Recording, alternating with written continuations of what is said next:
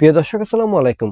বাংলাদেশে যতগুলো রাজনৈতিক দল আছে সবগুলো রাজনৈতিক দলেরই পৃথক স্বতন্ত্র পররাষ্ট্রনীতি রয়েছে।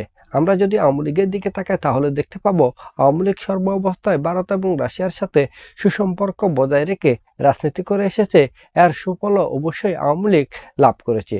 অন্যদিকে আমরা যদি বিএনপির দিকে তাকাই তাহলে দেখতে পাবো বিএনপি তার জন্মলগ্ন থেকে পাকিস্তান, যুক্তরাষ্ট্র এবং চীনের সাথে সুসম্পর্ক বজায় রেখে রাজনীতি করে এসেছে এবং এর সুফলও বিএনপি লাভ করেছে।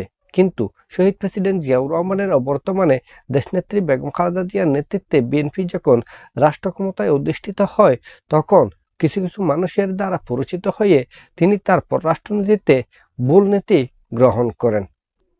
উদাহরণ হিসেবে আমরা বলতে পারি এশিয়ার দুই চিরপ্রতিদ্বন্দ্বী রাষ্ট্র ভারত এবং চীন। এশিয়ার অপরাপর রাষ্ট্রের নিয়ে দক্ষিণ এশিয়ার উন্নয়নশীল দেশগুলোর রাজনীতিতেও এই দুই দেশের প্রভাব বিদ্যমান। তাই যদি কোনো একটি দেশের কোনো একটি রাজনৈতিক দল ভারতের সাথে সুসম্পর্ক বজায় রেখে রাজনীতি করে তাহলে সে দেশের অপর একটি রাজনৈতিক দল চীনের সাথে সুসম্পর্ক বজায় রেখে রাজনীতি করা শুরু করে।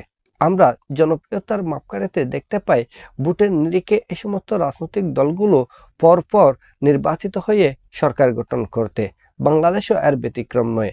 আমরা দেখেছি যদি একবার আওয়ামী লীগ সরকার গঠন করে তাহলে পরের বার বিএনপি সরকার গঠন করত।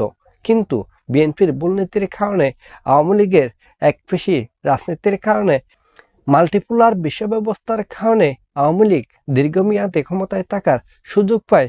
ভারতও একেবারে বাংলাদেশের উপর আধিপত্যবাদ বজায় রাখতে সক্ষম হয়। যার ফলে গত জুলাই আগস্টে ঘটে যাওয়া গণ অভ্যুত্থানের পর আওয়ামী লীগ এবং আওয়ামী লীগ সরকারের পতনের পর বাংলাদেশের রাজনীতি এবং রাজনৈতিক দল সবগুলো চীনের মদতপুষ্ট এবং চীনের সাথে সুসম্পর্ক বজায় রেখে কাজ করে চলেছে, রাজনীতি করে চলেছে। তাই আগামী দিনে যে রাজনৈতিক দলটি সরকার গঠন করবে সে রাজনৈতিক দলটি চীনের সাথে সুসম্পর্ক বজায় রেখে রাজনীতি করবে, রাষ্ট্র পরিচালনা করবে। তবে এক্ষেত্রে আমরা লক্ষ্য করছি বিএনপি চীনের সাথে সুসম্পর্ক বজায় রেখে রাজনীতি করার সাথে সাথে নতুন করে ভারতের সাথেও সুসম্পর্ক গড়ে তোলবার জন্য চেষ্টা অব্যাহত রেখেছে, যা বিএনপির জন্য বুমেরাং হবে বলে রাজনৈতিক বিশ্লেষকগণ মনে করেন। কারণ বিএনপিকে ভারত কোনো ক্রমেই বিশ্বাস করতে চায় না। বিএনপিকে তার উত্তর পূর্বাঞ্চলীয় রাজ্যগুলোর নিরাপত্তার জন্য হুমকি মনে করে।